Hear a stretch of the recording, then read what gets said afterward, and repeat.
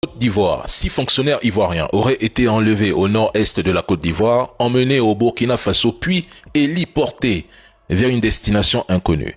Donc les VDP ont utilisé l'hélicoptère selon les sources locales. Et s'ajoute à ça 4 Ivoiriens qui ont été éliminés et un autre porté disparu lors d'une incursion d'individus armés non identifiés. Tout ceci paraît-il en 24 heures chrono. Comme par hasard, l'information circule plus vite que l'armée qui se déploie en retard.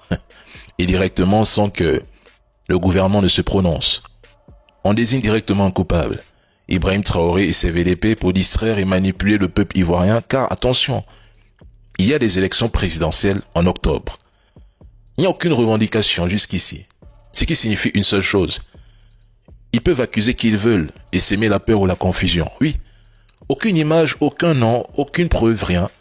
Juste des sources locales anonymes qui ont vu ce que les services de renseignement ivoiriens n'ont jamais vu. Je me demande si tout ceci n'est pas quelque part une tactique pour affaiblir l'opposition en lui collant l'étiquette complice des puissances étrangères qui veulent participer à la déstabilisation du pays. Parce que, mesdames et messieurs, excusez-moi, ça ressemble à un scénario écrit à l'avance. Se servir d'anciennes vidéos du président Ibrahim Traoré pour justifier cette attaque, c'est une tactique de manipulation classique. Pourquoi Ibrahim Traoré irait-il provoquer Ouattara en plein milieu d'une guerre contre les terreaux? C'est illogique.